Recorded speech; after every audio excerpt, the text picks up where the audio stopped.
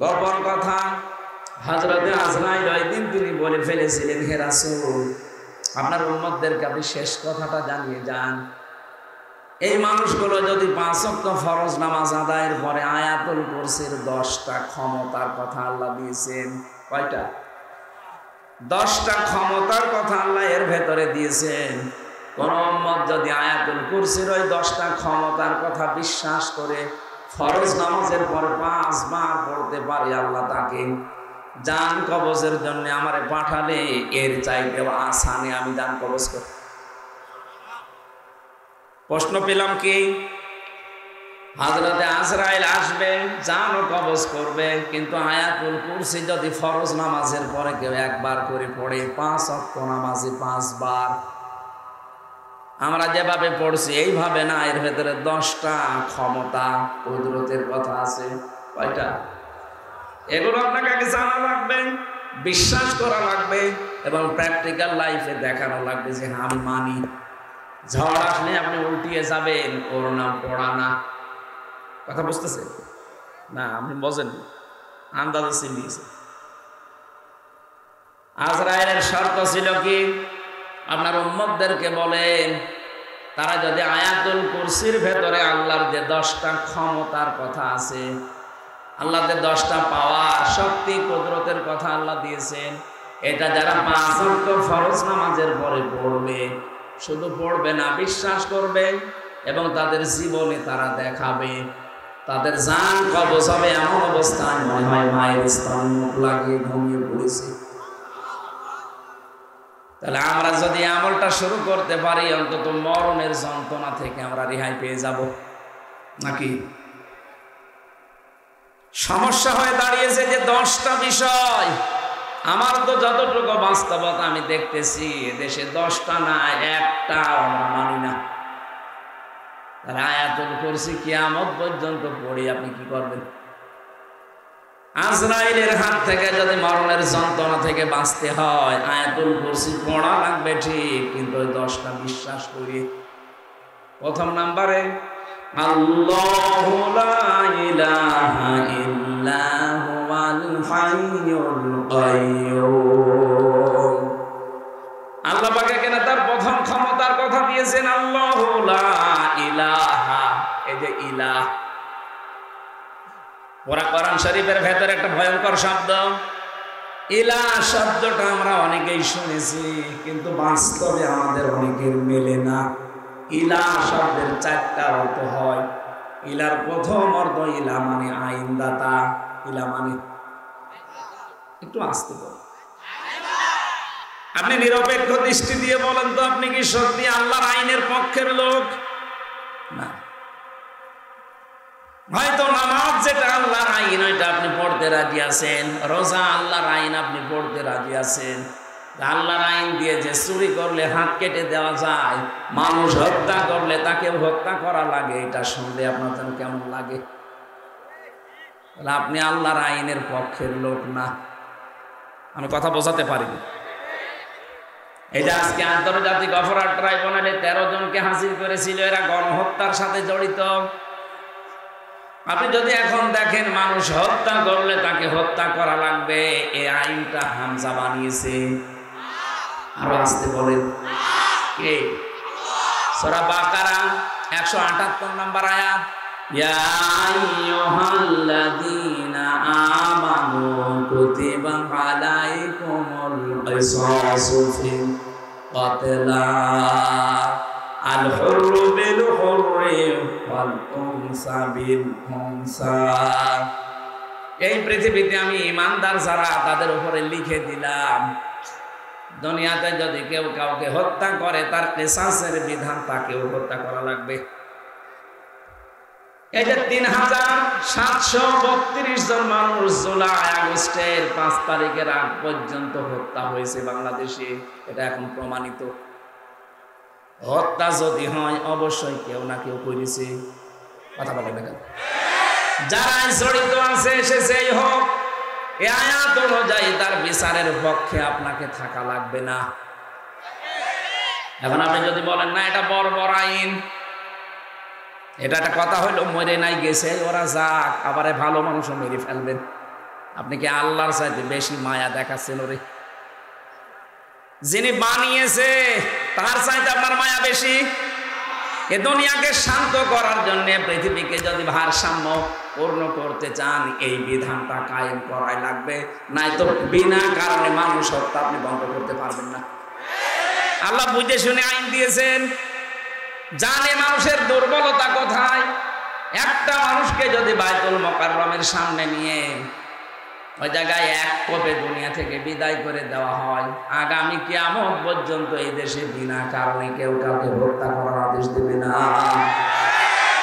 দিয়েছিল না 6 সালে? উনি আদেশ দিলেন, সারা দেশ থেকে আসো, লগে বইটা নিয়ে আসো। কেন আপনি দিলেন এটা? আল্লাহকে আপনাকে ওহী নাযিল করে জানিয়েছে যে লগে বইটা নিয়ে আসতে বলো, মানুষ পিটিয়ে মেরে লাশের উপরে ড্যান্স দাও বলেছে।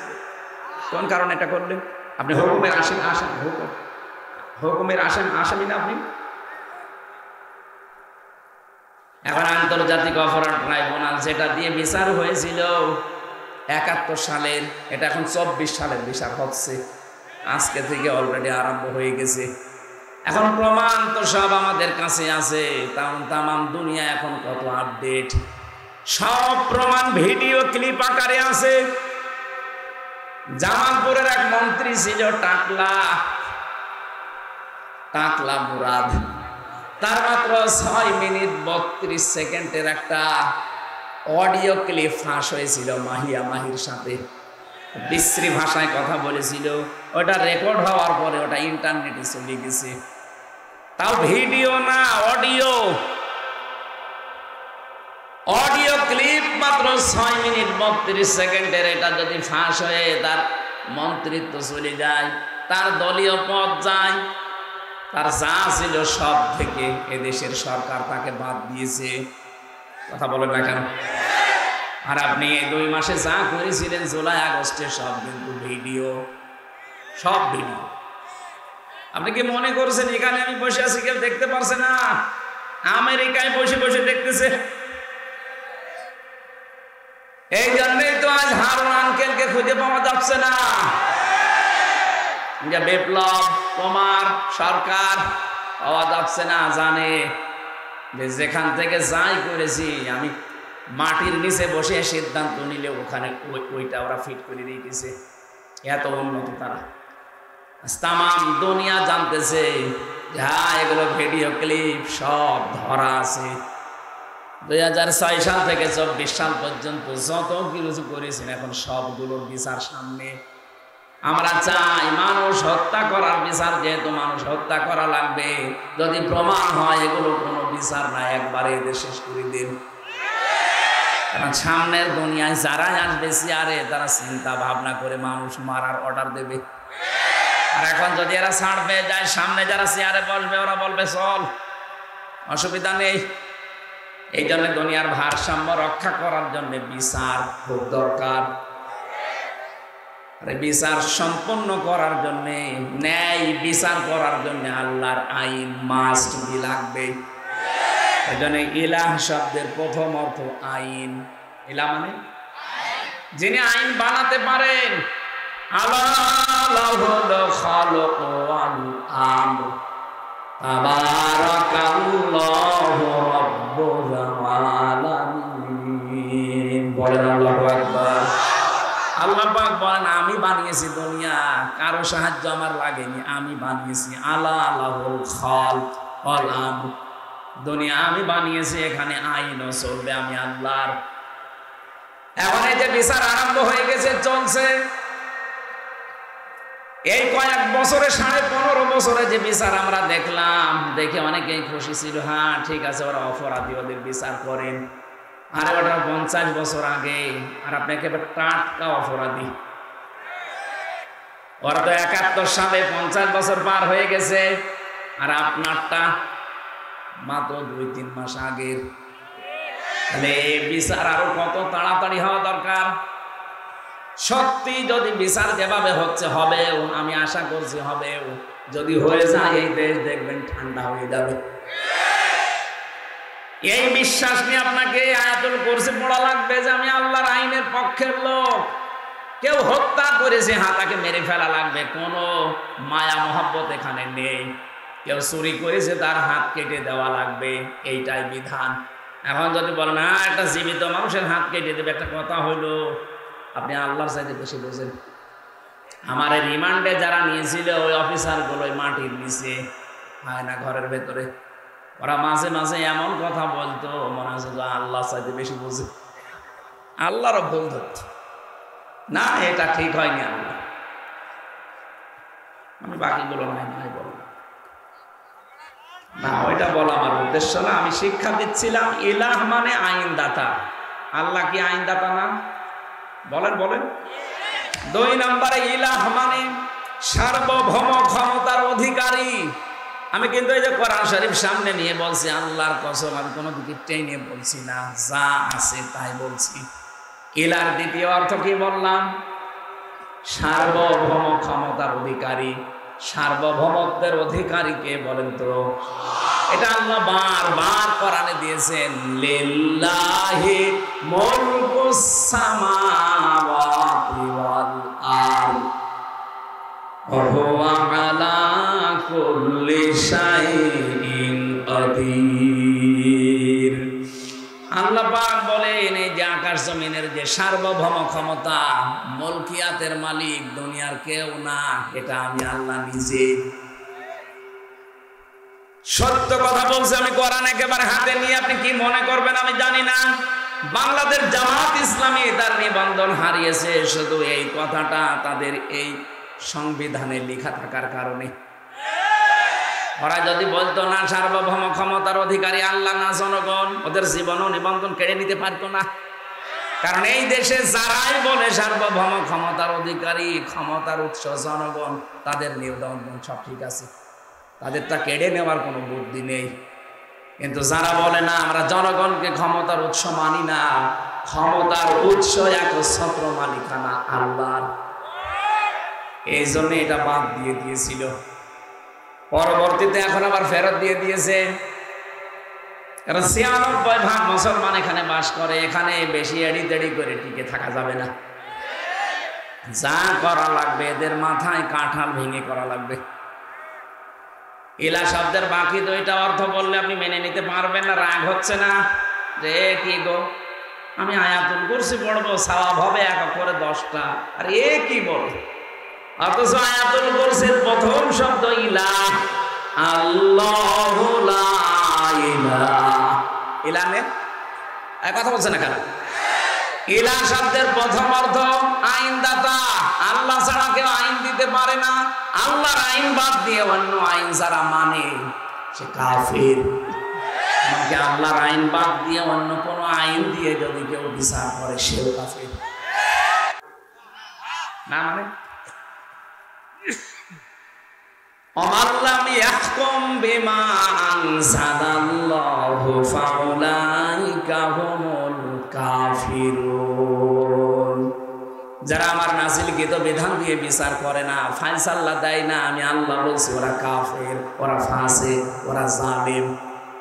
53 বছর দেশটা স্বাধীন হয়েছে, আজ পর্যন্ত তো আল্লাহর বিধান দিয়ে বিচারে দেশে হলো না।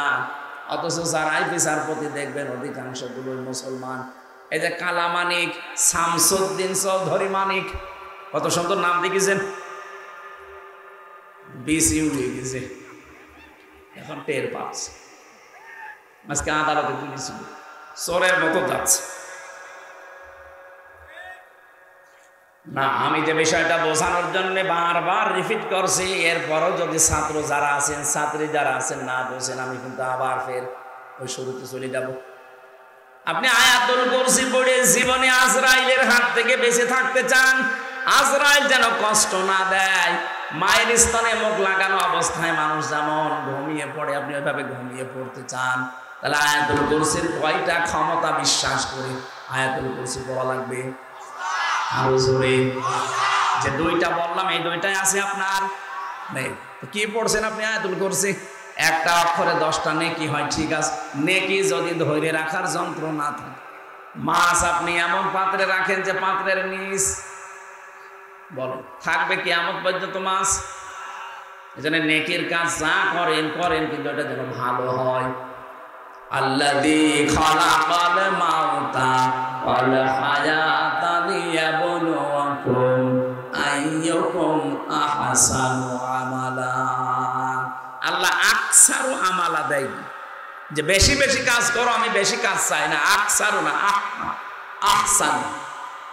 আমি কাজটা চাই ভালো, কাজ অল্প হোক কিন্তু কাজ যেন ভালো হয়।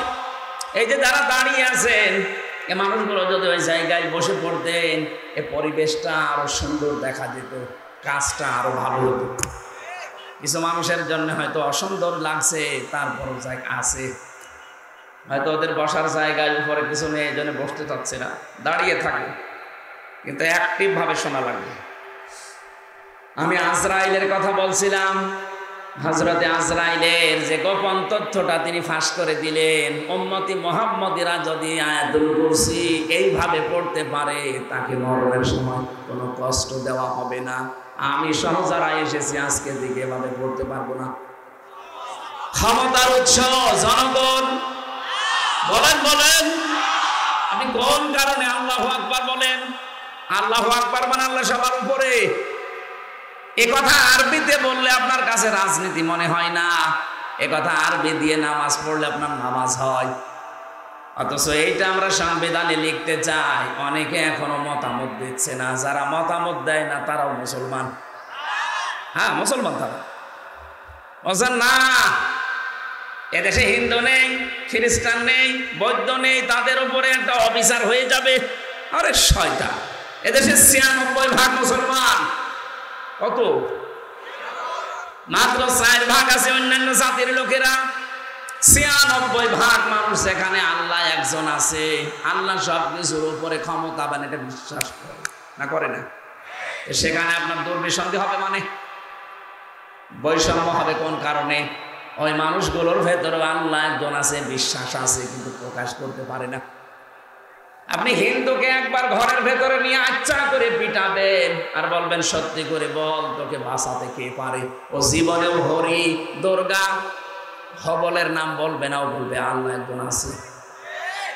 আমি নিজে পরীক্ষিত, যখন বরিশালে পড়তাম চরমনাই, ওই সময় মাঝে মাঝে নৌকায় যেতাম, তখন ব্রিজ ছিল না। নৌকায় ওঠার পরে দেখি ঝড় উঠেছে। আমরা যারা মুসলমান বলছি লা ইলাহা ইল্লাল্লাহ, হিন্দু দাদা আর দাদি দুইজনই বলছে লা ইলাহা ইল্লাল্লাহ। কি গো, চেহারা দেখে মনে হচ্ছে অন্য ধর্মের। কালেমা পড়েন মানে মুসলমান হয়েছেন? বলছে না, কালেমা পড়েন। আমারে বলছে যে ঝড় উঠেছে, এ ঝড়ে কালী দুর্গার কাজ না, এ আল্লাহ লাগবে। ওরাও জানে দুনিয়াতে কঠিন বিপদে পড়লে মানুষ হিসাবে আমরা যে মানবীয় গুণাগুণ নিয়ে বড় হচ্ছি, আমাদের ভেতরে একটা দুর্বলতা আছে, অস্থিরতা আছে। আজকের তেলাওয়াত কিন্তু আয়াতের ৩ আয়াত আগে আছে, ইন্নাল ইনসানা খুলিকা হালুআ ইযা মাসসাহু শাররু জাজুআ ওয়া ইযা মাসসাহুল খায়রু মানুআ। অবশ্যই আমি মানুষকে অস্থির করে বানিয়েছি। বিপদে পড়লে হায় হতাশ করে, হতাশা ঘিরে ধরে, মনে হয় আর মনে হয় সূর্য উঠবে না। কোনো কিছু যদি পাই, আমার নিয়ামত কল্যাণ কিছু পেলেই তখন কৃপণ হয়ে যায়। এগুলো মানুষের স্বভাব। এই জন্য কঠিন বিপদে পড়লে হিন্দু বলেন, খ্রিস্টান বলেন, বৌদ্ধ বলেন, সবাই মনে হয় উপরওয়ালা একজন আছে। জেল থেকে বের হওয়ার আগে এবং জেল থেকে বের হওয়ার পরে ৩টা বছর বাদ দিলে আমি বহু দেশে আমার এই ছোট্ট জীবনে গিয়েছি। কতগুলো দেশ আমি ভ্রমণ করে দেখেছি। খ্রিস্টানদের সাথে, ইহুদিদের সাথে, বৌদ্ধদের সাথে আমি মিশে দেখেছি। আর হিন্দুদের সাথে তো পাশের রাষ্ট্রে গেলেই দেখা হয়। যত জায়গায় ওদের সাথে ট্রেনে, বাসে, প্লেনে চড়াচড়ি করে, ওদের সাথে ঘোরাফেরা করে দেখেছি। হ্যাঁ, ওই মানুষগুলোর ভেতরেও এই বিশ্বাস আছে যে আল্লাহ একজন আছে।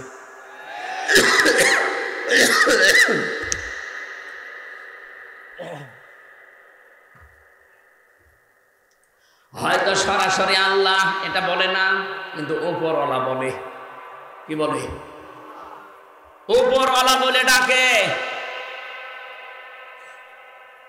কয়েকদিন আগে আমি ইংল্যান্ডে ছিলাম, কি সিঙ্গাপুরে গিয়েছিলাম, ওখানে খ্রিস্টান বেশি।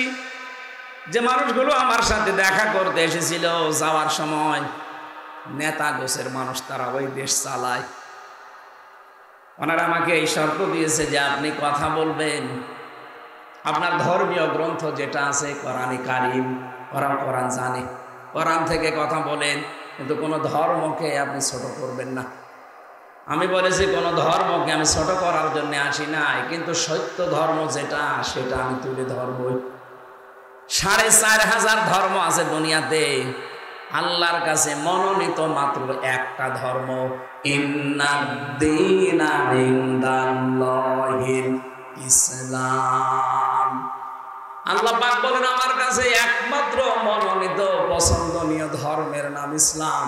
বাকি 4500 যা আছে সব মানুষের বানানো, মানুষ উলট পালট করেছে। শিক্ষিত মানুষ তো ভেতরে যেহেতু বিবেক আছে একটু নাড়া দিয়েছে। আমি বললাম আপনার এখনই মুসলমান হওয়া দরকার নেই, এখন ঈমান আনা লাগবে না, আপনি চিন্তা ভাবনা করেন। ইংরেজি ভার্সন পাওয়া যায়, কোরআনের তাফসীর বের হয়েছে, আপনি পড়েন, পুরাটা একবার পড়ে আমার সাথে বলবেন। এই যে নাম্বার হোয়াটসঅ্যাপ সব দিয়ে গেলাম, কথা বলবেন। আমি মাঝে মাঝে যোগাযোগ করি, কি কত দূর হয়েছে। কেউ বলে 2 পারা চলছে, কেউ 3 পারা। ওরা ইংরেজিতে ড্রাইভিং করা, ওইগুলো পড়ে। টনি বেলাওয়ারের শালিকা, টনি বেলাওয়ার নাম শোনেননি? এই লোকটার শালি ছিল, ছোট শালি। ও আমেরিকা থেকে ইরানের তেহরান বিমানবন্দরে এসে নেমেছে। ওকে খ্রিস্টানরা গোয়েন্দা হিসাবে পাঠিয়েছে। ও কিন্তু অনার্স মাস্টার্স করা একটা মেয়ে, বিশ্ববিদ্যালয় থেকে, তাও পৃথিবীর নাম করা বিশ্ববিদ্যালয় থেকে অনার্স মাস্টার্স করে, ডক্টরেট করে, পিএইচডি করে এসে নেমেছে। কোটি কোটি ডলার তাকে দিয়েছে যে মুসলমানদের কাছে যাবে তাদের ঈমানটা ধ্বংস করার জন্য। খুব সুন্দরী মহিলা, আপনি ইন্টারনেটে সার্চ দেবেন, পাবেন। এত ফর্সা, ওর উপরে যেগুলো দেখা যায় এগুলো যদি এত ফর্সা হয়, বাকিগুলো হয় নাই। বললাম এত সুন্দরী। তেহরান বিমানবন্দরে নামার পরে এক মুসলমান এগিয়ে এসেছে। ও মাই ব্রাদার, এদিকে আসেন। ডাক দেওয়ার পরে বলছে আপনারা ইসলাম মেনে চলেন। আরে ইরান একটা মুসলমান রাষ্ট্র। তেহরানের বিমানবন্দরে নেমেই বলছে আমার একটা ইসলাম জানার জন্য অথেন্টিক বই দিন। ইসলাম আমি জানতে চাই, আমি মানব না, আমি মুসলমান হব না, কিন্তু ইসলাম আমি জানতে চাই। নির্ভেজাল ইসলাম জানা যাবে যেই বই পড়লে, ওই বই দিন। আপনার কাছে কোনো হিন্দু এসে যদি বলে যে আমি মুসলমান হব না কিন্তু আমি ইসলাম জানতে চাই, তার অধিকার নেই। এই কথা বলছেন না কেন? এ কোরআন শরীফ কি আপনার বাবার নাকি? হাযা বায়ানুল লিন্নাস, বায়ানুল লিন্নাস।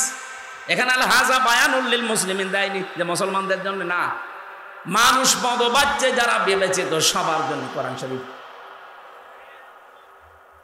আমি আপনার বিবেকের কাছে বলছি, কোন খ্রিস্টান এসে যদি বলে হামজা আমি মুসলমান হব না, ঈমান আনবো না, কিন্তু আমি ইসলাম জানতে চাই, আপনি জবাব দিতে পারবেন না যে তার অধিকার নেই? অধিকার আছে না?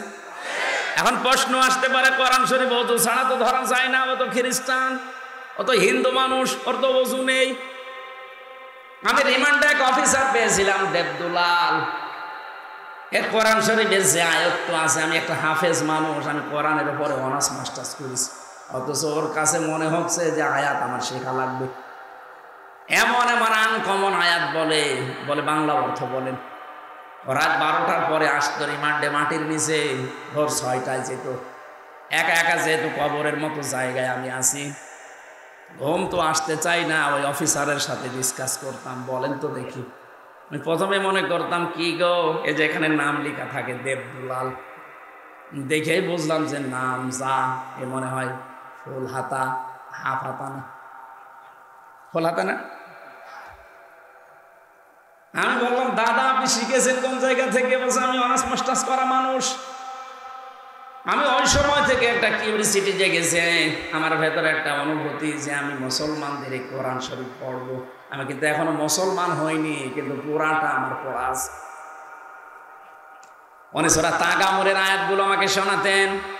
হ্যাঁ, তেলাওয়াত শুদ্ধ আছে, তেলাওয়াত বেশ সুন্দর, গ্রামাটিক্যাল কায়দা দিয়ে পড়ে, বাংলা অর্থ তো ওর আন্দাজে জানায় আছে, ইংরেজিতে ভার্সন দিত।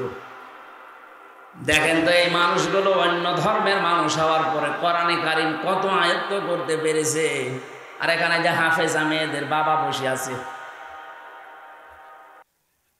আমার মনে হয় এখানে আলেম বাদ দিয়ে বাকি যারা পাবলিক, এদেরও কোরআনের প্রতি এরকম দখল নেই। মুসলমান আমরা লরেন বোধ, এই মহিলা মুসলমানকে বলছে আপনি কোরআন শরীফ আমাকে দেন, নাকি বলেন নির্ভেজাল ইসলাম আমি জানতে চাই। আপনাকে এমন একটা বই দেবেন যে বই পড়ে আমি নির্ভেজাল ইসলাম জানতে পারি। এখন যদি আপনি ফাজাইলে আমাল তুলে দেন, হবে? ওর মধ্যে কত দুর্বল হাদিস আছে, আর অত বলেছে আমি নির্ভেজাল ইসলাম জানতে চাই। পৃথিবীর কোন বই নির্ভেজাল না, একটা বই আছে নির্ভেজাল, কোন ভেজাল নেই। দালিকাল কিতাবুলা রাইবা ফি। মুসলমান তাকে কোরআন শরীফ দিয়েছে, শুধু না তাফসীর দিয়েছে। এই নেন, এটা পড়লে আপনি নির্ভেজাল ইসলাম জানতে পারবেন। উনি বলছে আমি 3 বছর লন্ডনে ছিলাম, ইরানে ছিলাম, 3টা বছর পড়া কোরআন শরীফ আমি আনাকুম জানাকুম পড়ি নাই, পড়ার মতো পড়েছি। প্রতিটি শব্দের অর্থ আমার একটা না একাধিক অর্থ আমার আয়ত্তে আছে। এই যে গিরিশচন্দ্র সেনের নাম শুনেছি, উনি নাকি কোরআন শরীফ প্রথম বাংলা করেছে। না, ওনার আগেও 2 জন করেছিল, নইমুদ্দিন আর বসমিয়া। এই 2 জন মিলে আগে করেছে আংশিক, আর পূর্ণাঙ্গ কোরআন বাংলায় অনুবাদ করে দেখিয়েছে নরসিংদীর এই গিরিশচন্দ্র সেন। কোরআনের তাফসীর করতে হলে এক একটি শব্দের একাধিক অর্থ আপনার জানা থাকা লাগবে। আমি কোরআনের ছাত্র, সারাটা জীবন আমার এই 33 বছর বয়সের আমার মনে হয় 22 বছর কোরআনের উপর চলছে। এরপরও আমার যা ধারণা, আমার যা বিশ্বাস, আমাকে যদি বলেন কোরআন শরীফের প্রতিটি শব্দের অর্থ বলেন না, আমার মনে নেই, আমার আবার দেখা লাগবে। শুধু আমি কেন, এখানে যত বড় মহারথী থাকুক, প্রধান অতিথিকে জিজ্ঞাসা করেন তো কোরআন শরীফের প্রতিটি শব্দের অর্থ বলতে পারবে? কেউ পারবে না। অথচ হিন্দু মানুষ,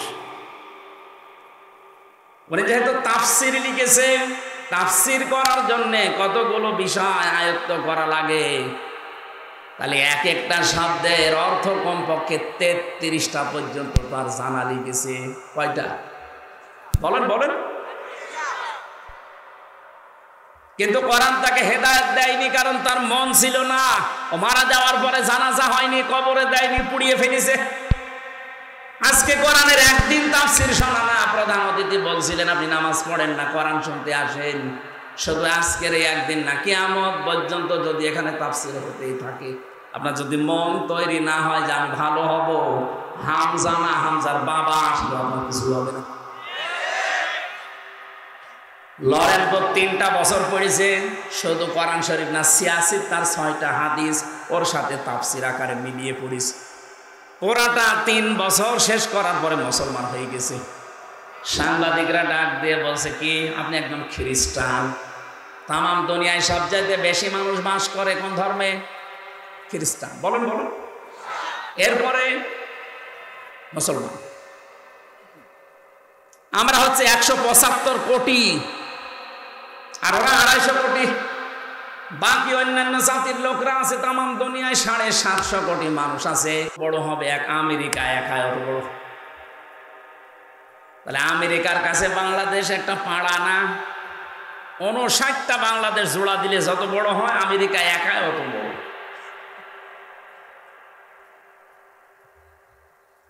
মাঝে মাঝে মানচিত্রের দিকে তাকিয়ে দেখবেন বাংলাদেশে 257টা রাষ্ট্রের ভেতরে মনে হয় কলমের একটা মাথার মতো, তাও বোঝা যায় না। এই বাংলাদেশে এতটুকু জায়গা, এর ভেতরে আমার আসতে তাই হাত লেগে যাচ্ছে। কোথায় কুষ্টিয়া আর কোথায় দিনাজপুরের সেতাবগঞ্জ। প্রায় 11-12 ঘন্টা সময় লাগে আসতে। অথচ আমেরিকা এত বড়, এত বড়। বাংলাদেশের এই তুলনায় বললাম 59 ডবল। এই দেশে 64টা জেলা আছে, তার ভেতরে দিনাজপুর মাত্র একটা জেলা। একটা জেলা না? এখানে আমার হয় 13টা না কয়টা থানা আছে, তার ভেতরে শেতাবগঞ্জ একটা থানা। এ থানায় কতগুলো গ্রাম আছে, সেই গ্রামের ভেতরে এই ধনতলা না কি যেন দেখলাম, দমতলা, যাই হোক উল্টা পাল্টা নাম তো। একটা গ্রাম, গ্রামে কত জায়গা দেখছেন না, কত শত শত বিঘা জমি পড়ে আছে, তার ভেতরে এইটা একটা জায়গা। এই জায়গায় কত হাজার হাজার মানুষ, তার ভেতরে আপনি একজন।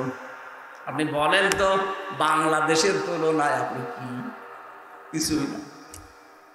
বাংলাদেশের তুলনায় যদি বলেন কিছুই না, তাহলে ভারতের তুলনায় আরো কিছু না, আমেরিকার তুলনায় আপনাকে তো খুঁজেই পাওয়া যাবে না। এখন প্রশ্ন আসতে পারে, আল্লাহকে আমার দিকেও দৃষ্টি দিয়ে আছে? হ্যাঁ, বিশাল সমুদ্রের নিচে যে পাথর আছে, পাথরের উপরে কালো পিপিলিকা হেঁটে যায়, ওই পিপিলিকার পায়ের আওয়াজ পর্যন্ত আল্লাহ বসে বসে শুনতে পায়। এই আমার আল্লাহ।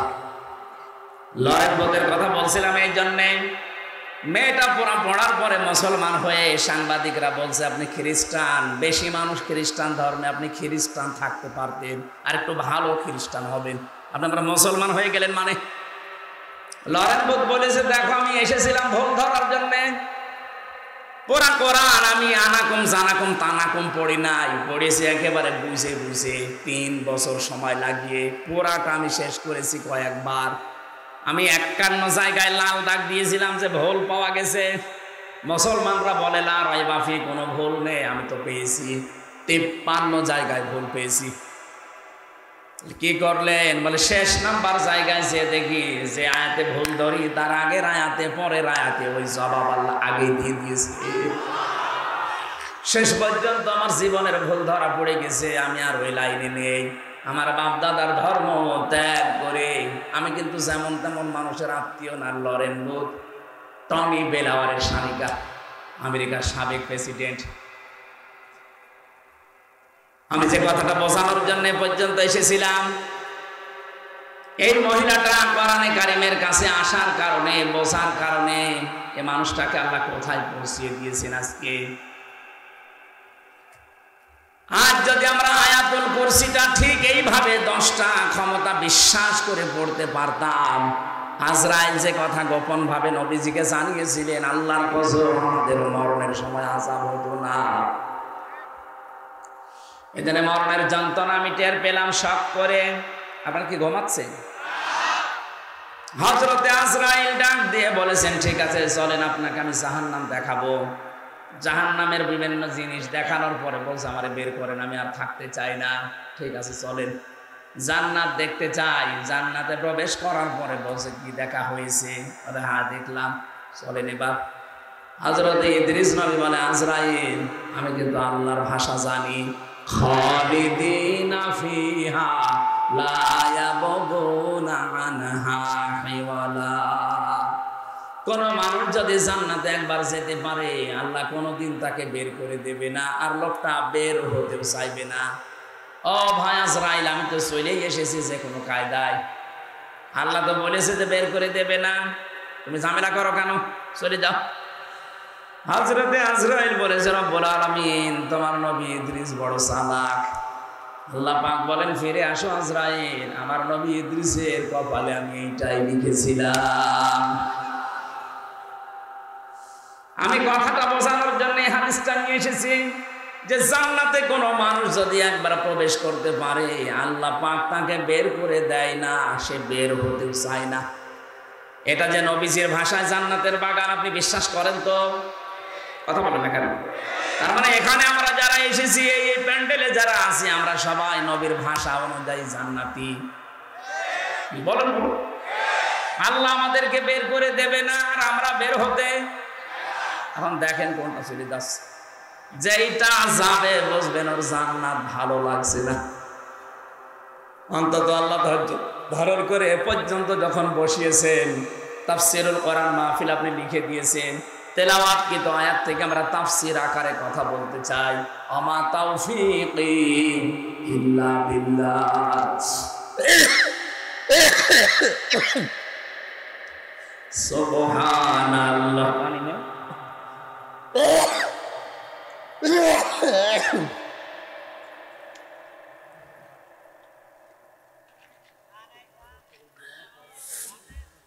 না থাক, চা এখন নিয়ে আসতে গেলে আবার আর এক ঝামেলা হবে, এখানে বসার দরকার নেই।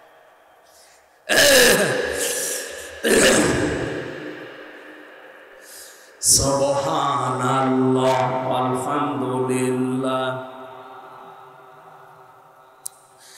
লা ইলাহা ইল্লাল্লাহ লা ইলাহা ইল্লাল্লাহ মুহাম্মাদুর রাসূলুল্লাহ। নবীজির উপরে দরুদ আর সালাম পড়ে আমরা আলোচনায় যাচ্ছি। আজকের আলোচনার বিষয় হচ্ছে মুসল্লিদের গুণাবলী। আমরা মুসল্লি না?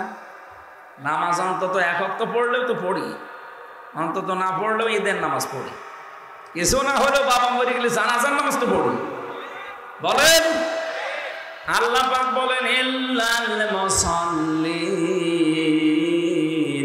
আল্লাযীনা হুম আলা সালাতিহিম দাইমুন। এই পৃথিবীতে যারা মুসল্লি, সবাই না, যারা মুসল্লি, মুসল্লি কি? আল্লাহ পাক বলেন মুসল্লি কাদেরকে বলে জানো? আল্লাযীনা হুম আলা সালাতিহিম দাইমুন, তারা তাদের নামাজের উপরে স্থির, নামাজের উপরে দায়েম এবং কায়েম থাকে সর্বদা। নামাজের উপরে যারা থাকে, 2 ওয়াক্ত পড়ে 3 ওয়াক্ত পড়ে না এমন না। এটা নিয়ে আসতে গেলেন কেন আবার?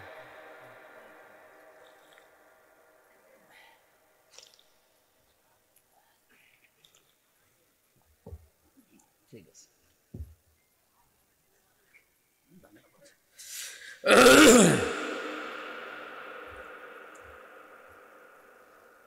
মুসল্লিদের গুণাবলী বলতে গিয়ে ইবনে কাসিরের তাফসিরে আমি আয়াত পড়তে গিয়ে দেখলাম আল্লাহ পাকের কাছে সবচাইতে বেশি প্রিয় ওই কাজটা, যে কাজটা ধারাবাহিকভাবে করা হয়। 2 দিন করলেন, 3 দিন বাদ দিলেন না। আপনি যদি তাহাজ্জুদের নামাজ পড়েন, নিয়মিত পড়বেন। আপনি 2 রাকাত পড়েন, 4 রাকাত পড়েন, কিন্তু নিয়মিত আপনি আদায় করবেন। আস্তাগফিরুল্লাহ যদি প্রতিদিন 100 বার করে পড়েন, 2 দিন পড়েছেন, 5 দিন বাদ দিয়েছেন না, ওটা আল্লাহ রেগে যায়। আপনি যখন নিয়মিত করবেন ওই কাজটা, আল্লাহর আরশ আপনার উপরে খুশি হয়ে যাবে। আমি কয়েকটা আমলের কথা এখন বলছি, নারী এবং পুরুষ সবার জন্য প্রযোজ্য। সব সময় অজু থাক আর না থাক, শরীর পাক থাক আর না থাক, সব সময় মুখে জারি রাখবেন আস্তাগফিরুল্লাহ ওয়া আতুবু ইলাইহি, আস্তাগফিরুল্লাহ ওয়া আতুবু ইলাইহি। যদি এটা বেশি বড় হয়ে যায় শুধু বলবেন ইগফিরলি ইগফিরলি অথবা আস্তাগফিরুল্লাহ আস্তাগফিরুল্লাহ। এটা পড়লে মানুষের মনের ভেতরে যে অশান্তি আছে, আল্লাহ বলেন আমি নিজে ওইটা দূর করে দেই। আর একটা আমলের কথা বলছি, বিপদ আপদে মুসিবতে সব সময় লেগে আছে। যদি পারো তো পক্ষে দরুদ শরীফ পড়ার চেষ্টা করবেন। আল্লাহুম্মা সাল্লি আলা মুহাম্মাদ এতটুকু পড়েন, অথবা সাল্লাল্লাহু আলাইহি ওয়াসাল্লাম, আল্লাহুম্মা সাল্লি আলা মুহাম্মাদ ওয়া আলিহি ওয়া আসহাবিহি ওয়া বারিক ওয়া সাল্লিম। এরপর আরো 2টা আমল আছে। নবীজি বলেন কেউ যদি এটা সব সময় বলে হাসবুনাল্লাহ হাসবুনাল্লাহ ওয়া নি'মাল ওয়াকিল, নি'মাল মাওলা ওয়া নি'মান নাসির। আর ইউনূস নবী বিপদে পড়ে যে দোয়া পড়েছিলেন ওইটাও পড়তে পারেন, লা ইলাহা ইল্লা আনতা সুবহানাকা ইন্নী কুনতু মিনাজ জালিমিন। কয়টা বললাম মনে আছে আপনাদের? 1 নম্বরে আস্তাগফিরুল্লাহ, 2 নম্বরে দরুদ শরীফ, 3 নম্বরে আপনি সব সময় চলতে ফিরতে হাসবুনাল্লাহ অথবা লা হাওলা ওয়ালা কুওয়াতা ইল্লা বিল্লাহ এ পর্যন্ত। সব সময় যদি মনের ভেতরে মুখের ভেতরে জারি থাকে, কঠিন বিপদ আকস্মিক অ্যাক্সিডেন্ট থেকে আল্লাহ বাঁচিয়ে দেবে। আপনারা জানেন কয়েকদিন আগে মাওলানা আব্দুল হাই সাইফুল্লাহ বড় ভাই আমার অ্যাক্সিডেন্ট করে ওনার এই চোখ প্রায় নষ্ট হয়ে গেছে। ডাক্তাররা এখন চিকিৎসা চালাচ্ছে, আশা করছি সুস্থতার দিকে যাবে। দিনের একজন মুখলেস দায়ী ছিলেন, এদেশে শিরিক আর বেদাতের বিরুদ্ধে বজ্রকণ্ঠ ছিল তার। নওগাঁর সন্তান, আমার বিশ্ববিদ্যালয়ের শ্রদ্ধাভাজন বড় ভাই। আমি আল কোরআনের ছাত্র, উনি আল হাদিসের। ডক্টর মরহুম আব্দুল্লাহ জাহাঙ্গীর রহমতুল্লাহ আলাইহির ছাত্র বড় ভাই আব্দুল হাই মোহাম্মদ সাইফুল্লাহ, আল্লাহ যেন শেফায়ে কামেলা আজেলা দান করেন, খুব তাড়াতাড়ি সুস্থ করে আবার কোরআনে কারিমের এই ময়দানে আল্লাহ তাকে ফেরত দেন, বলেন আমিন। কিছু ষড়যন্ত্র আছে, গোপন ষড়যন্ত্র চলছে। দ্বীনের দায়ী যারা সঠিকভাবে কোরআন প্রচার করে তাদেরকে আব্দুল্লাহ জাহাঙ্গীর স্যারের মতো চাপা দিয়ে মেরে ফেলার চেষ্টা আছে অনেকে। ওনার অবস্থা ওই রকম, সামনে থেকে একটা পেছন থেকে আর একটা, গাড়ি দুইটা দমড়িয়ে নিজে বেশি আছে শুক্রিয়া। তো আমরা চাই এরকম ষড়যন্ত্রের যেন তদন্ত হয়, নয়তো সামনে আমাদের জীবনও ঝুঁকির ভেতরে। কথা বলো না কেন? আমি আবার এই লক্ষাধিক মানুষ নিয়ে দোয়া করছি, আব্দুল হাই মোহাম্মদ সাইফুল্লাহ বড় ভাইকে আল্লাহ শেফায়ে কামেলা আজেলা দান করেন, বলেন আমিন। পরিবারস্থ লোক, তার স্ত্রী, মেয়েগুলো অসহায়, তারাও মাজলুম মানুষ। এই মানুষগুলো যেন ধৈর্য ধারণ করেন, তার মা বাবার কাছে আল্লাহ সন্তানটাকে যেন আবার সুস্থ অবস্থায় ফিরিয়ে দেন। তাহলে মুসল্লিদের কথা বলছিলাম, নিয়মিত করবেন আপনি। 2 ওয়াক্ত পড়েন, 3 ওয়াক্ত পড়েন না, কোন কারণে বলেন তো? আপনার কি মনে হয় যে নামাজ এরকম ইয়ার্কি মারা জিনিস? কোন মানুষ যদি নামাজ ছেড়ে দেয়, আল্লাহ বলেন আমি ওকে ছেড়ে দেই। টের পেয়েছেন কি বললাম? কোন মানুষ যদি ফরজ নামাজ বাদ দিয়ে দেয়, আল্লাহ বলেন আমি ওকে বাদ দিয়ে দেই। আপনি যে আল্লাহর বান্দা, এ কথা আল্লাহ স্বীকার করে না। কিয়ামতের ময়দানে আল্লাহ মানুষের ভেতরে যখন বিচার করবেন, হঠাৎ এই আলতাফুরকে সামনে নিয়ে হাত ধরে নবীজি বলবেন এই যে আমার উম্মত বিচার করেন। আল্লাহ বলবেন বিচার করা যাবে, কিন্তু এইভাবে না, ঘিরের কুদরতের চাদর দিয়ে চারিদিকে ঘিরে ফেলবে আলতাফকে। আল্লাহ ডাক দিয়ে বলবে বান্দা এই এই কাজগুলো করেছিলি। আপনার 60 বছর 70 বছরের রেকর্ড আল্লাহ দেখাবে। প্রশ্ন আসতে পারে এত বড় রেকর্ড কোথায় পাবে?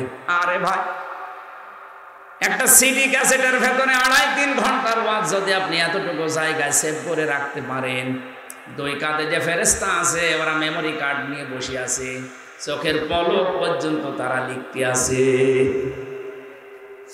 কিয়ামতের ময়দানে আল্লাহ ওইটা সামনে দিয়ে বলবে পড়, ইকরা কিতাবাকা কাফা বিনাফসিকাল ইয়াউমা আলাইকা হাসিবা।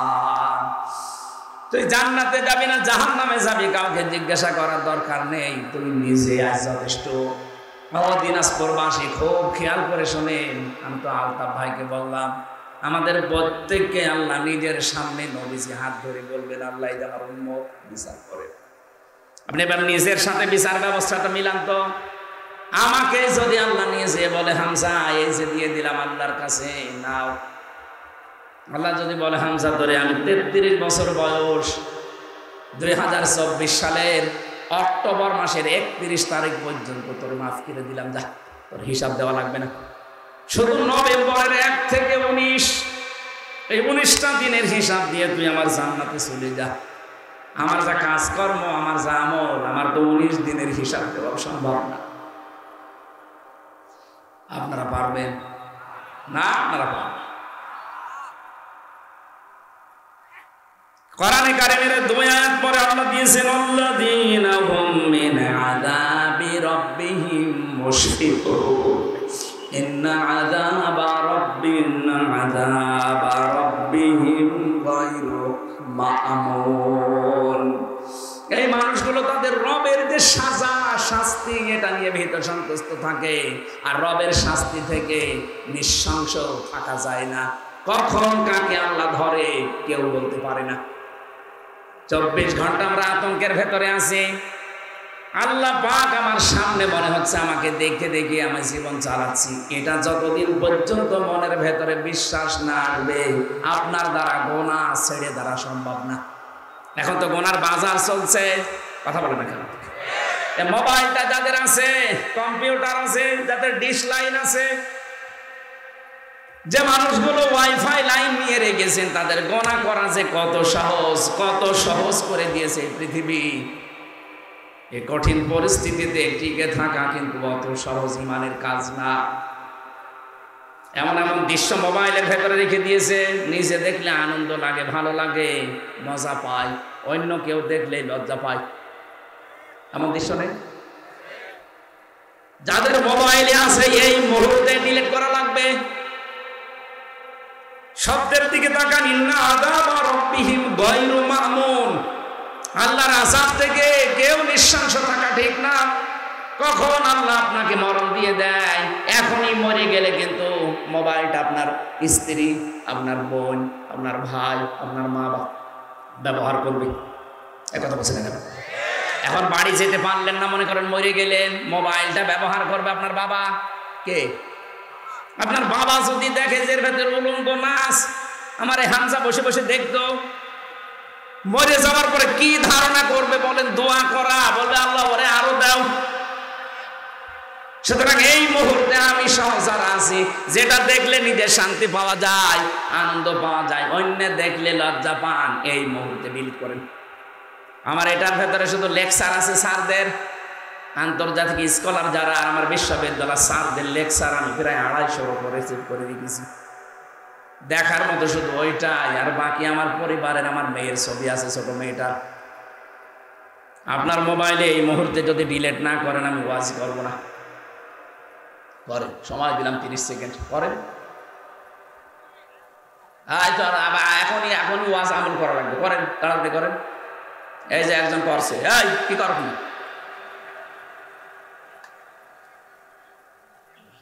নেন, ভিডিও করছে, আপনি করছেন কিনা, করেন, তাড়াতাড়ি করেন। যার মোবাইল আছে অ্যান্ড্রয়েড মোবাইল, এই মুহূর্তে মোবাইল থেকে ভিডিও অপশনে যান। কারা কারা যেটা নিচে দেখলে শান্তি পান, অন্য দেখলে কষ্ট লাগে, আনন্দ লাগে না, তখন লজ্জা বোধ হয়, এরকম সিন আছে, কারা কারা ডিলিট করবেন? হাত তোলেন তো। ওই একজন শুধু কি আছে আপনার মোবাইলে দাঁড়িয়ে আলো মানুষ, আপনি দেখেন কে মরবে, কি আছে মোবাইলে দেখে, পরে মনে নাকি কি আছে দেখি।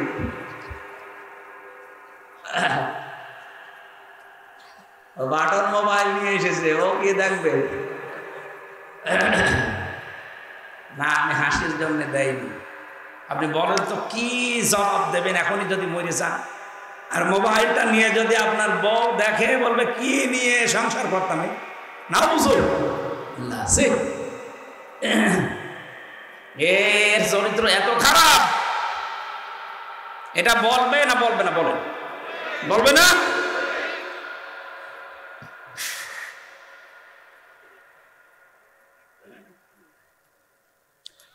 আমি কি বেশি বলে ফেললাম? এটা মোবাইলে আছে না নেই বলেন তো? যারা মুসল্লি তাদের কিছু গুনাহ আল্লাহ এবার দিচ্ছেন, শোনেন। আল্লাহ পাক বলেন, আল্লাযীনা ফি আমওয়ালিহিম হাক্কুন মা'লুম লিস-সাইলি ওয়াল মাহরুম ওয়াল্লাযীনা ইউসাদ্দিকুনা বিয়াউমিদ্দিন। যারা মুসল্লি হবে, এই মানুষগুলো সত্যিকার অর্থে যদি নামাজি হয়, মাল সম্পদের প্রতি তাদের মহব্বত আস্তে আস্তে কমতে থাকবে। কারণ তাদের মালের ভেতরে, সম্পদের ভেতরে অনেকের হক লুকিয়ে আছে। যারা প্রার্থী, যারা ফকির, যারা মিসকিন, যারা অসহায়, যারা বঞ্চিত, তাদেরকে সেই মাল থেকে সে দিয়ে তাদের অভাব সে দূর করে দেবে। এরকম নামাজি দেশে আছে। আরে নামাজি হযরত ওসমানও নামাজি ছিলেন। নবীজির কাছে এক ভিক্ষুক এসে বলে, হে রাসূল, আমি আজ কয়েকদিন যাবত কিছু খাইনি, দয়া করে আমার কিছু খাবার দিন। নবীজি বললেন, আমার অবস্থা সেরকম ভালো না, তুমি আমার জামাই ওসমানের কাছে যাও। হযরত ওসমানের কাছে বাড়িতে গেলেন। বাড়িতে সেই দিনে লক্ষ্য করলেন হযরত ওসমান বাড়ির ভেতরে চেঁচামেচি করছে। কি হয়েছে? উনি মাগরিবের আগে ওনার স্ত্রী বাতি ধরিয়েছে, ল্যাম্পো বাতি বলে না, ওই বাতি জ্ঞানজাম করছে বাড়িতে, স্ত্রীকে গরম দিচ্ছে। এত তাড়াতাড়ি বাতি ধরানো দরকার কি? এখনো তো সন্ধ্যা লাগেনি। এই সাইলেই ভিক্ষুক চিন্তা করছে, আল্লাহ নবীজি কার কাছে পাঠালো? আমার চাইতে বড় কিপটা, মাগরিবের একটু আগে বাতি ধরিয়েছে, তাই যদি বউকে গরম দেয়, এ আমারে দান করবে। বিশ্বাস হয় না। নবীজি বললেন, কিছু দিয়েছে? বলে, হুজুর কার কাছে পাঠাইলে? এটা আমার চাইতে বড় ফকির। নবীজি বললেন, তুমি বোঝো না, যাও, আবার যাও। বাড়িতে এসেছে। পরের দিন আসার পরে দেখে রোদে তিনি তোলা শুকাতে দিয়েছেন, তোলাগুলো শুকাচ্ছেন রোদে, তোলা উড়িয়ে যাচ্ছে। একটা একটা করে তোলা ধরে নিয়ে এসে আবার রেখে দিচ্ছে। আল্লাহ, কার কাছে নবীজি পাঠানো মনে হয় না জেনে পাঠিয়েছে। একটা তোলা উড়ে যায়, তাই যদি নিয়ে এসে রেখে দেয় তা আমারও কয় টাকা দেবে?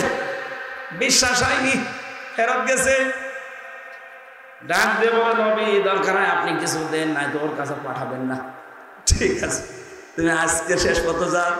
আজকে এসেছে, তাকিয়ে দেখছে ওঠানের উপরে রোদে গুড় শুকাতে দিয়েছে, গুড় মিষ্টি জাতীয় জিনিস।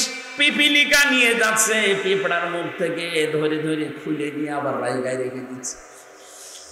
লোকটা দৃশ্য দেখে বলছে, আল্লাহ না, আমি চাবো না, এর কাছে চাবো, আমি অপমান হবো। নবীদের কাছে গিয়ে বলছে, হুজুর আপনি হয় কিছু দেন, নাই তো বলে দেন যে আমি পারবো না, আপনি ওই লোকের কাছে পাঠাবেন না। বিশ্ব নবী বলেন, আজকে শেষবারের মতো যাও। আজকে এসেছে, ওনার একটা উঠের চালান ছিল, বাইরের দেশ থেকে ব্যবসায়ী উঠের চালান প্রায় 100টা উঠ আসছিল। সাহস করে এবার নবীজির কথায় বিশ্বাস করে তিনি চাইলেন, বলে আল্লাহর নবী আমাকে পাঠিয়েছে, আপনি দয়া করে আমার কিছু দান করেন, আমি ক্ষুধার্ত। হযরত ওসমান বলেন, ঠিক আছে, এখনো তো কাছে সেরকম কিছু নেই, ওই যে ব্যবসার মাল আসতেছে, ওই যে উট ভর্তি মাল আসতেছে, যে উট তোমার পছন্দ হয় উটটা নিয়ে চলে যাও। লোকটা বলছে, আল্লাহ এ কি ইয়ার কি করছে? ছেলেটা পিপিলিকার মুখ থেকে গুড় কেড়ে নিতে পারে, তোলা উড়ে গেলে তোলা আবার নিয়ে এসে রেখে দেয়। সন্ধ্যার আগে বাতি ধরালে বউকে গরম দেয়। আরে বলছে উট ভর্তি মাল আমার নিয়ে চলে যাও। আপনি সত্যি করে বলেন তো, আপনি কি আমার সাথে ঠাট্টা করেন কেন? আমি কিন্তু 3 দিন এসেছি আপনার বাড়িতে, আজকে দিয়ে 4 দিন আসলাম। 3 দিনের যে আচরণ দেখলাম আজকের সাথে মিলছে না। সত্যি করে বলেন আপনি কি করেন? হযরত ওসমান বলে, দেখো আল্লাহর বান্দা, প্রথম দিন এসে তুমি দেখেছি আমি গরম দিয়েছি স্ত্রীকে, এমনি না। আমি জানি পৃথিবীতে আল্লাহ পাক শুধু অপচয়কারীকে শয়তানের ভাই বলে আখ্যা দিয়েছে। ইন্নাল মুবাদ্দিরিনা কানু ইখওয়ানা শায়াতিন, দুনিয়ায় যারা অপচয় করে এরা কিন্তু শয়তানের ভাই। পৃথিবীর কোন অপরাধ করলে শয়তানের ভাই, এ কথা কোরআনে আমি পাইনি। এই একটা আয়াত সূরা বনী ইসরাঈলে আছে, যারা অপচয় করে ওরা আর মানুষ থাকে না, ওরা শয়তানের ভাই হয়ে যায়। মাগরিবের আগে আমার স্ত্রী লম্পবা বাতি ধরিয়েছে, কোন কারণে যে অপচয় করবে এটা তো আমি মেনে নিতে পারি না, এই কারণে তাকে গরম দিয়েছিলাম শিক্ষা দেওয়ার জন্য। দ্বিতীয় দিন যে তোলা উড়ে যাচ্ছিল, তোলা আসলে আমার ছিল না, আমার কাছে আমার বন্ধ রেখেছিল আমানত, নষ্ট হয়ে যাচ্ছিল, আমি শুকাতে দিয়েছিলাম। মানুষের আমানত আমার কাছে আছে, সেটা উড়ে চলে যাবে, আর আমি আমানত বসে বসে খেয়ানত করবো না, এই শিক্ষা আমি পাইনি। আজ বাংলাদেশের মানুষ যারা দায়িত্বে ছিল, 1628 জন মানুষ দায়িত্বে ছিল, এই মানুষগুলো যদি হযরত ওসমানের মতো এইভাবে অ্যাক্টিভ ভাবে কাজ করতো, আল্লাহর কসমে দেশ থেকে কিয়ামতের আগে তারা ক্ষমতা থেকে যেত না। আপনি আমানতের দায়িত্ব পেয়ে সব খেয়ানত করে বসে আছেন। ভূমির দায়িত্ব দেওয়া হয়েছিল জমি জায়গার, যে মন্ত্রী, ভূমি মন্ত্রী, তাও প্রতিমন্ত্রী, সেই লোকটার নাকি 620টা বাড়ি। কয়টা লাগে বাড়ি আপনার? বলেন কয়টা লাগে বাড়ি? 64 জেলাতে 64টা হয়ে যেতে হয়, 620টা বাড়ি বানিয়েছেন আপনি।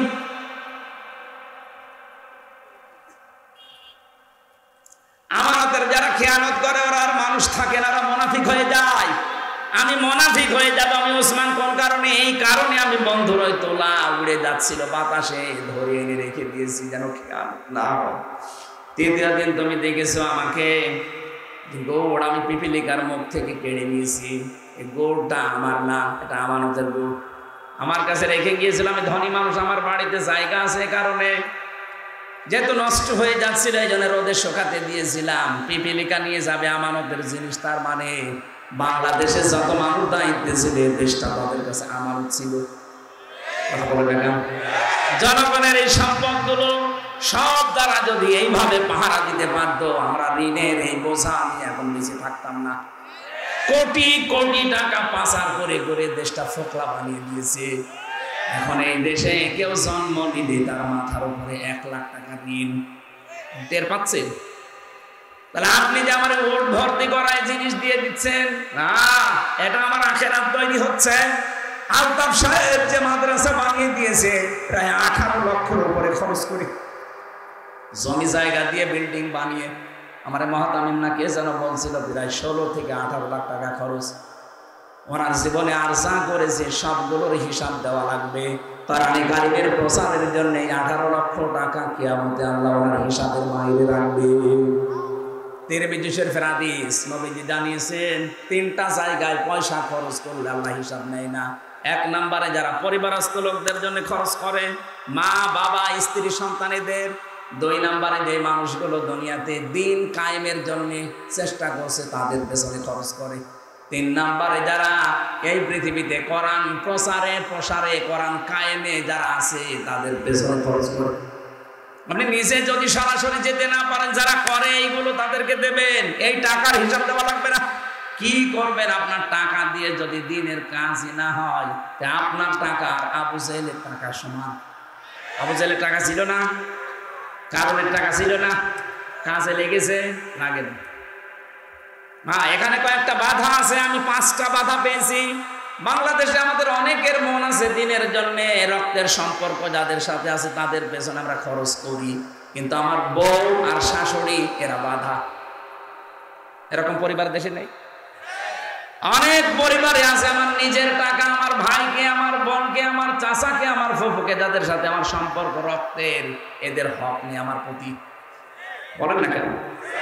এই যে লিসাইলি ওয়াল মাহরুম, সূরা জারিয়াতের 19 নম্বর আয়াতের ব্যাখ্যা করা আছে, অফি আমওয়ালিহিম হাক্কুল লিসাইলি ওয়াল মাহরুম।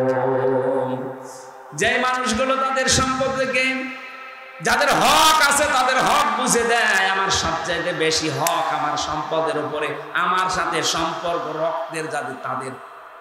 আর আমার সাথে সবচাইতে বেশি সম্পর্ক রক্তের আমার ভাই, আমার বোন, আমার ফুফু, এক কথা বলছে না কেন, আমার চাচা।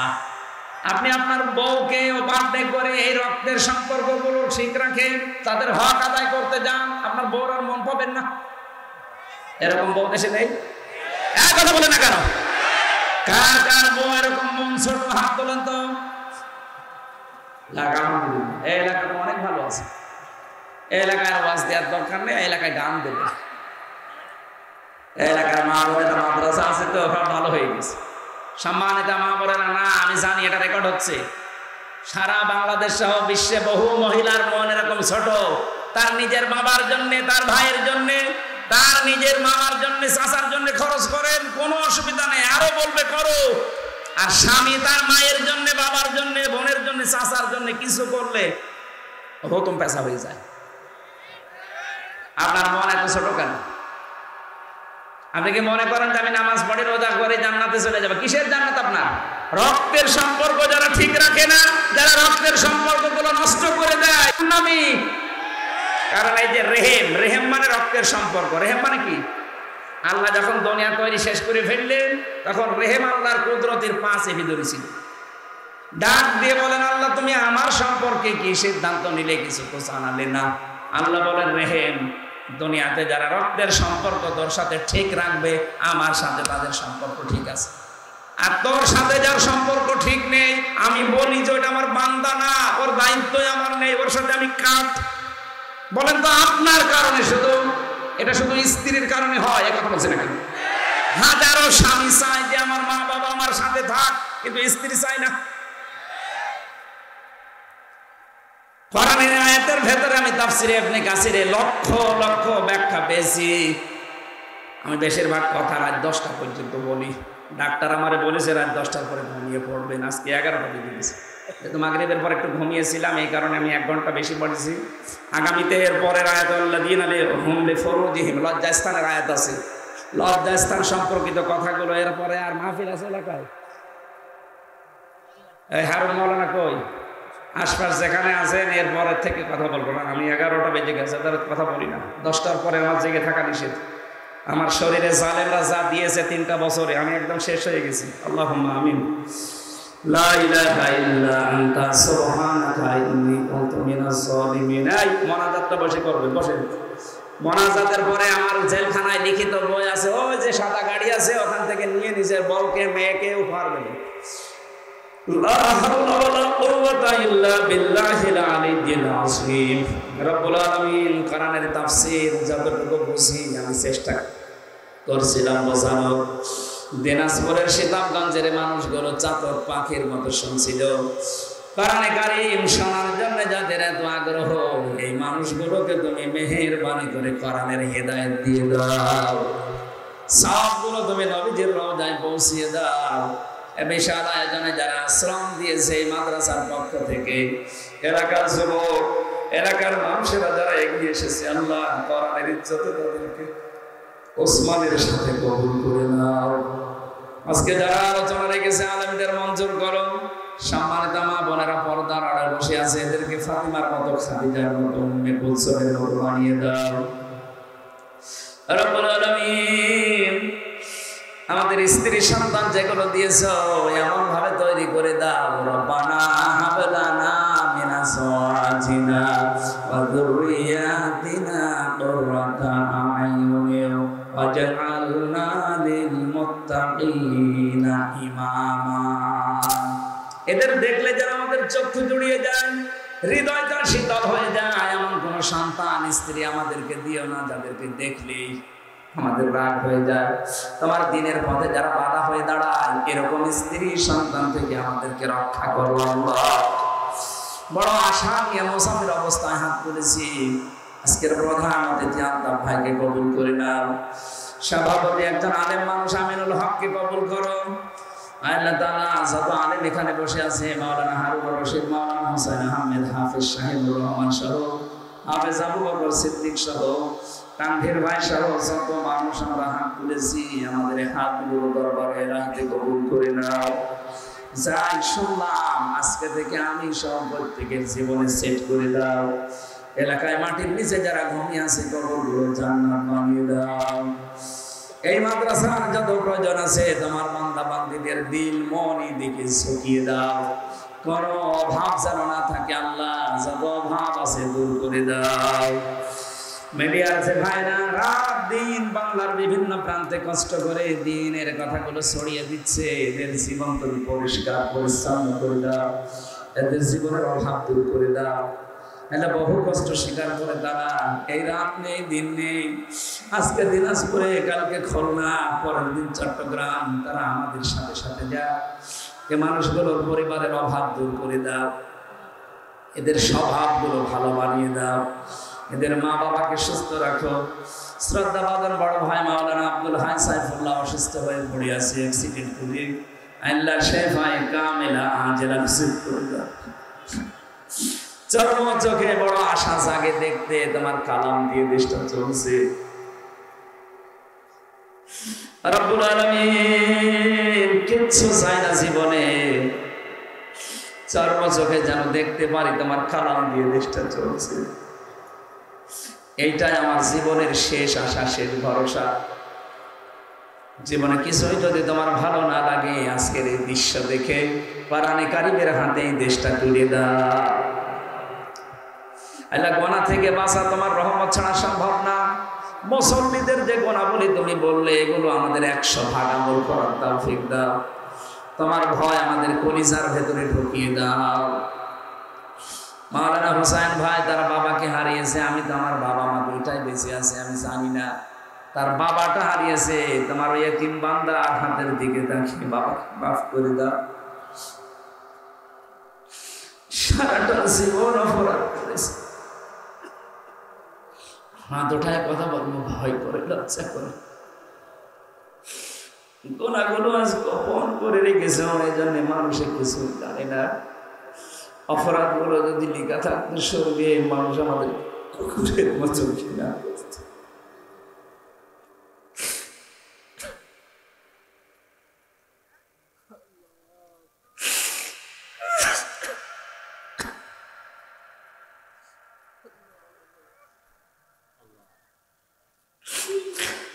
জাহান্নামের যে বর্ণনা পড়েছি, 1 সেকেন্ড সহ্য করা সম্ভব না। আল্লাহ যাই করো আমাদেরকে জাহান্নামে দিও না। জান্নাতের যদি জায়গা না হোক বারান্দা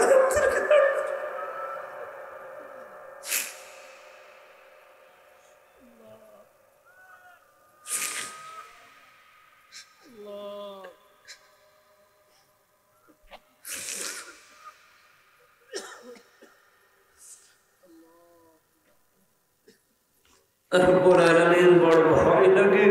নামের আগে আলেম লেখা আছে না স্যার কিয়ামত কোটি কোটি মানুষের সামনে অপমান করো কিনা? অপমান তোমার সাত্তার নামে রসিদ আমাদের গোনাগুলো গোপন করে কখন কার কাছে আজরাইল আসে জানি না। যখনই আসবে যেন একটা বার হলে পড়তে পারি লা ইলাহা ইল্লাল্লাহু মুহাম্মাদুর রাসূলুল্লাহ। আসসালামু আলাইকুম।